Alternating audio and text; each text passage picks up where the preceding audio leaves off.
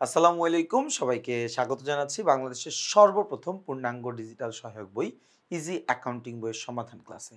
খেয়াল করে দেখো, আমরা আজকের এই ক্লাসে সমাধান করার চেষ্টা করব আমাদের হিসাব বিজ্ঞান বইয়ের ষষ্ঠ অধ্যায় জাবেদা নামে যে অধ্যায়টি রয়েছে সেই অধ্যায়ের অনুশীলনী নাম্বার 1 নম্বর যে সৃজনশীলটি রয়েছে, অনুশীলনীর 1 নম্বর যে সৃজনশীলটি রয়েছে, আমরা আজকের এই ক্লাসে ওই অনুশীলনীর 1 নম্বর সৃজনশীল প্রশ্নটি সমাধান করার চেষ্টা করব।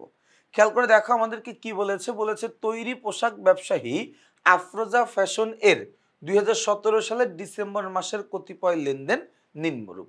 অর্থাৎ আমার নিচে যে লেনদেনগুলো দেওয়া আছে এটা আফরোজা ফ্যাশনের 2017 সালের ডিসেম্বর মাসের লেনদেন, তাই না?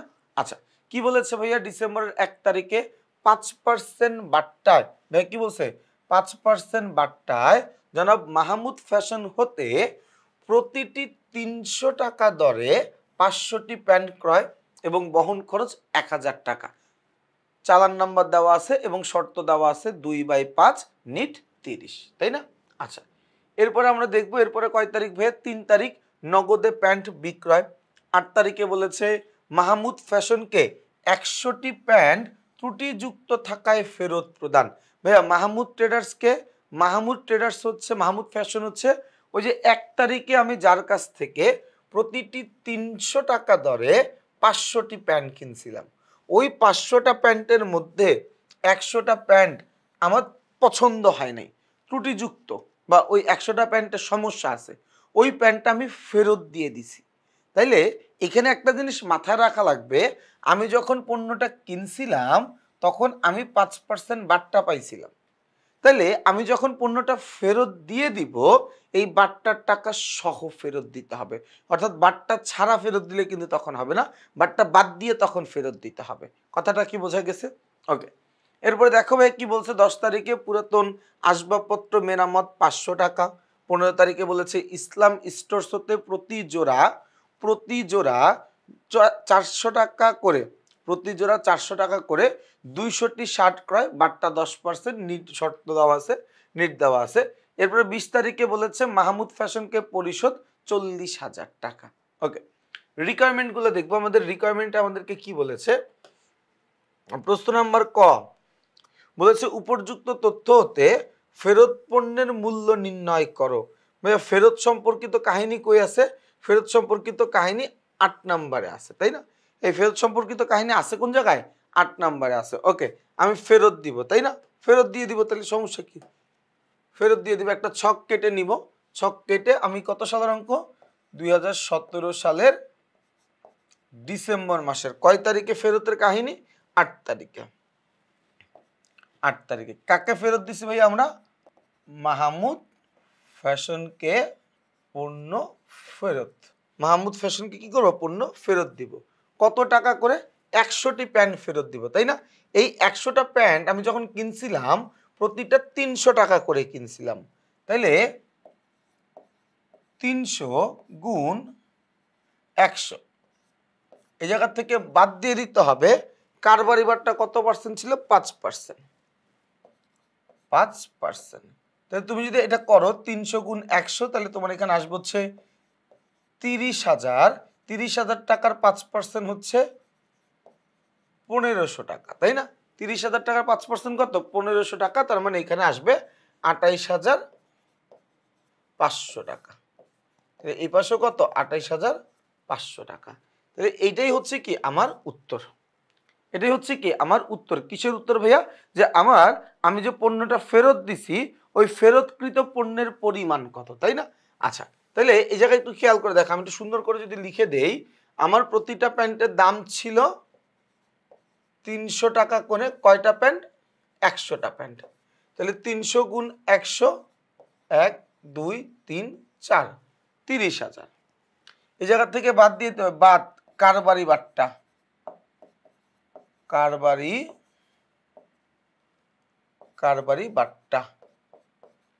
কারবারি বাট্টা কত পার্সেন্ট বলছে?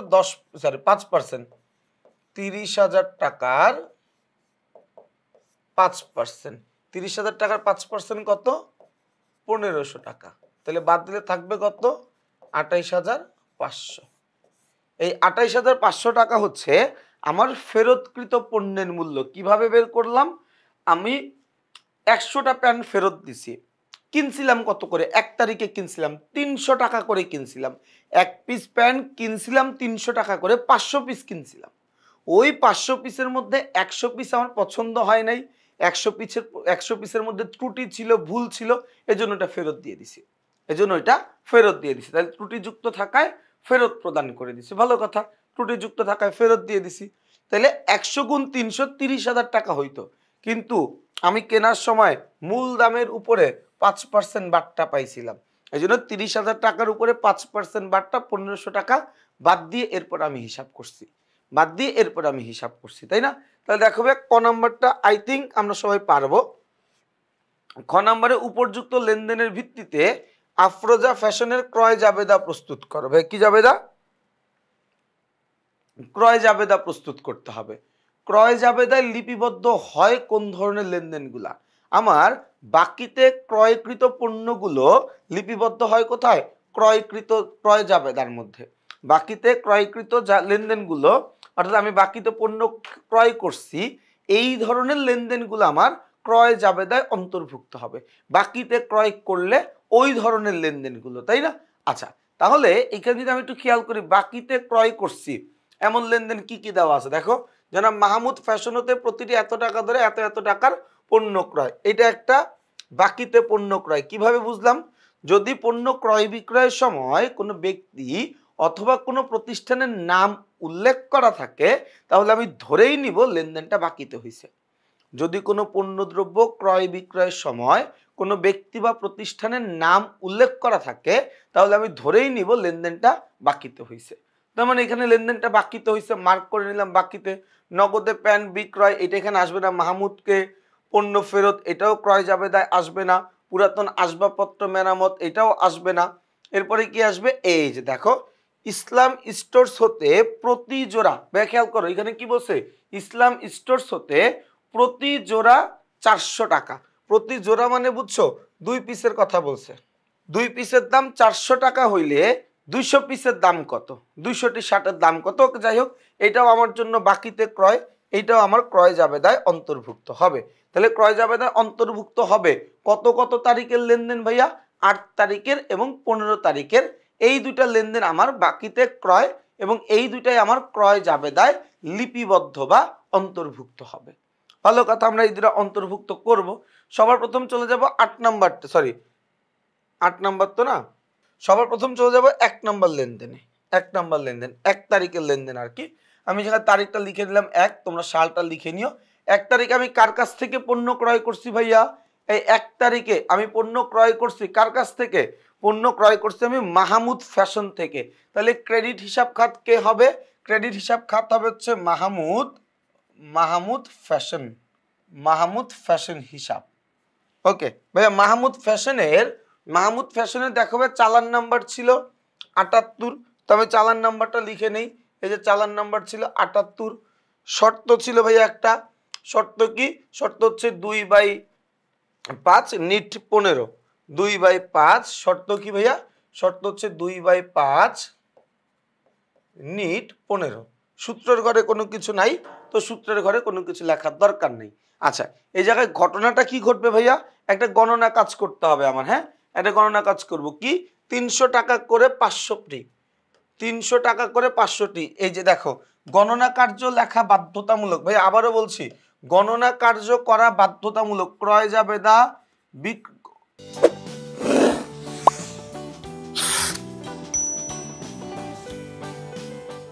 ক্রয় জাবেদা, বিক্রয় জাবেদা, ক্রয় ফেরত জাবেদা, বিক্রয় ফেরত জাবেদা গণনা কার্য করা বাধ্যতামূলক। ঠিক আছে, আসি আমরা 1 তারিখের লেনদেন। প্রতিটি কত টাকা করে ভাইয়া? প্রতিটি 300 টাকা করে 500টি প্যান্ট। তাহলে প্রতিটি 300 টাকা করে 500টি। এই জায়গা থেকে বাদ দিয়ে দিতে হবে 5% কারবারি বাট্টা, তাই না? তাহলে 3 5 15, আর হচ্ছে এখানে 1 2 3 4, বাদ দিয়ে দিতে হবে 5%, তাই না?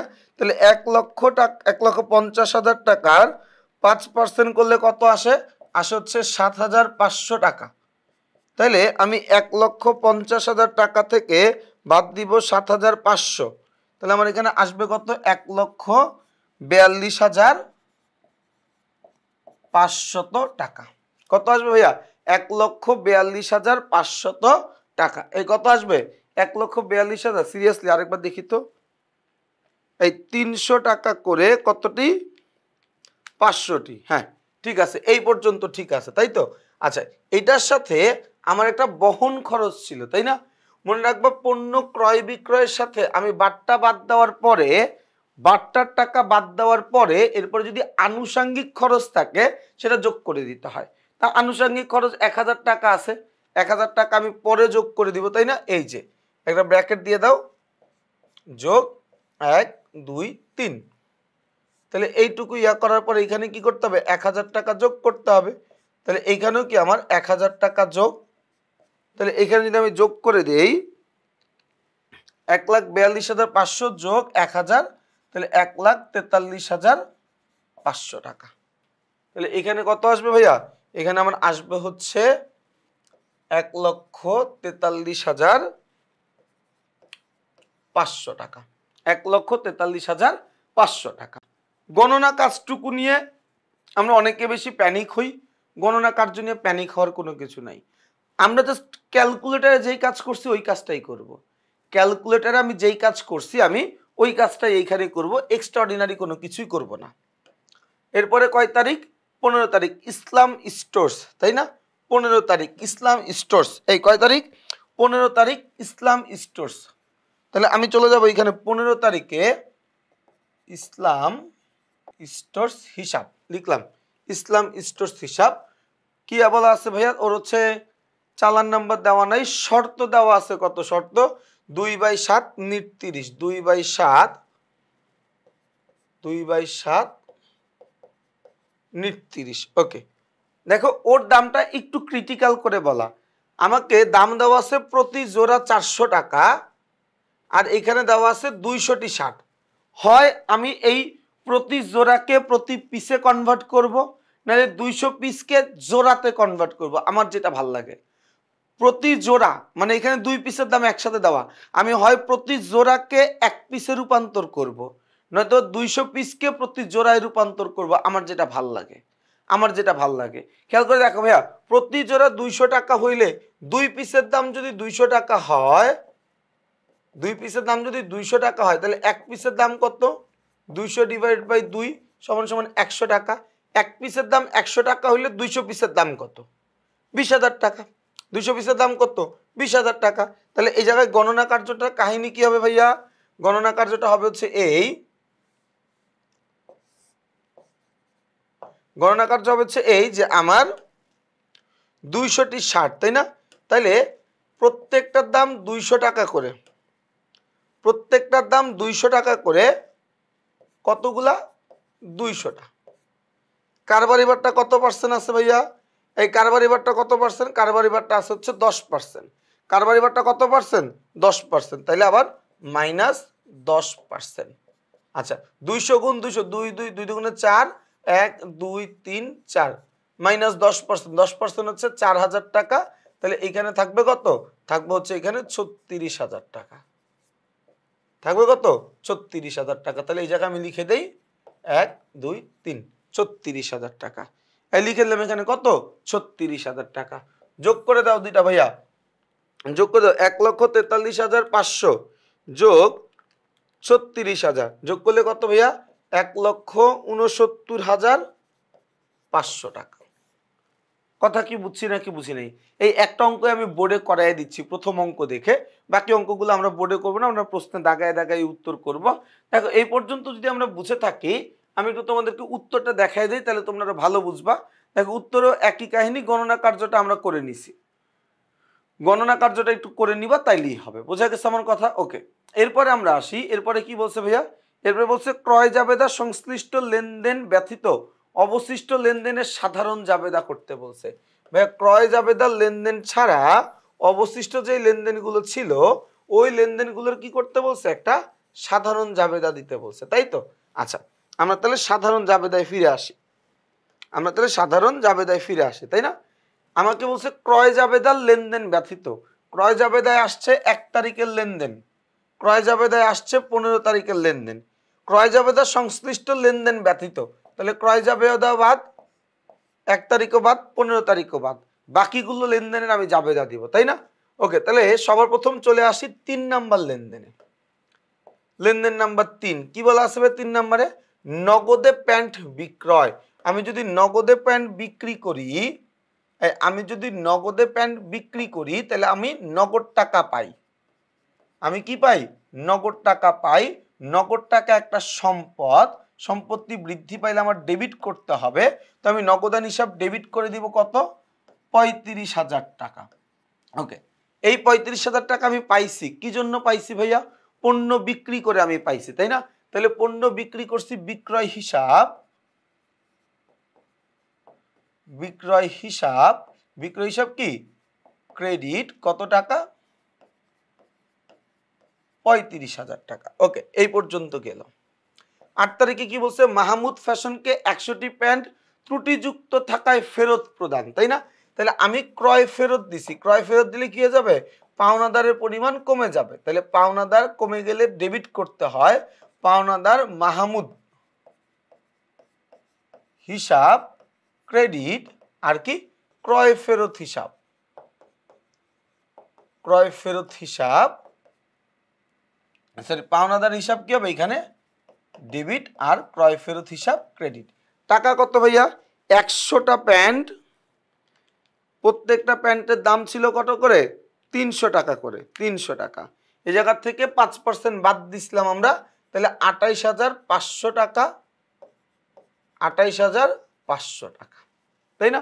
ওকে, এরপরে 10 তারিখে বলছে পুরাতন আসবাবপত্র মেরামত। 10 তারিখে ভাইয়া, 10 তারিখে বলছে পুরাতন আসবাবপত্র মেরামত, তাহলে এটা যাবে হচ্ছে কি? মেরামত হিসাব ডেবিট কত টাকা? মেরামত হিসাব ডেবিট ভাইয়া 500 টাকা। যেহেতু মেরামত একটা ব্যয়, ব্যয় বৃদ্ধি পাইলে ডেবিট করতে হবে, এবং এই ব্যয়টা করার জন্য আমার নগদ টাকা খরচ করতে হয়েছে, তাহলে নগদান হিসাব ক্রেডিট কত টাকা? 500 টাকা গেল। এটাও আমরা বুঝলাম। 10 তারিখেরটা আসবে না, 20 তারিখেরটা আসবে। মাহমুদ ফ্যাশনকে পরিশোধ 40,000 টাকা, তাই না? আচ্ছা, মাহমুদ ফ্যাশন আমার জন্য একটা দায় ছিল, দায়ের টাকা পরিশোধ করে দিচ্ছে, আমার পাওনাদারের পরিমাণ কমে যাবে, তাহলে পাওনাদার মাহমুদ হিসাব ক্রেডিট কত টাকা? 40,000 টাকা। এবং এই পাওনাদার মাহমুদকে দিতে গিয়ে আমার ব্যবসায় থেকে নগদ টাকা চলে গেছে, তাহলে নগদান হিসাব ক্রেডিট 1 2 3 4 40,000 টাকা। কথাটা কি বুঝাইতে পারছি? জাবেদাটা আসলে লেনদেনের দুইটা পক্ষ আইডেন্টিফাই করার মতোই, জাবেদা বোঝা নিয়ে আমাদের খুব একটা অসুবিধা হবে না। এরপরেও আমরা আরো সামনের দিকে গিয়ে আরো ডিপলি জাবেদা শিখবো। জাবেদা যদি কারো একান্তই বেশি প্রবলেম থেকে থাকে, তাহলে তোমরা একটা কাজ করবো, আমাদের এই 6ষ্ঠ অধ্যায়ের শুরুতে বেসিকের একটা সেকশন আছে, ওই বেসিকের সেকশন থেকে তোমরা জাবেদার বেসিকটা শিখে ফেলো, তাহলে দেখবা এরকম ছোটখাটো লেনদেনে জাবেদা করতে তোমাদের আর খুব বেশি একটা অসুবিধা হবে না। তাহলে ভাইয়া এই ক্লাসটা যারা মনোযোগ দিয়ে করলা, তোমাদের সবাইকে অনেক অনেক ধন্যবাদ। ইনশাআল্লাহ তোমাদের সাথে আমার পরবর্তী ক্লাসে আবার দেখা হবে। সেই পর্যন্ত সবাই ভালো থাকবা, সুস্থ থাকবা, আমার জন্য বেশি করে দোয়া করবা। আসসালামু আলাইকুম।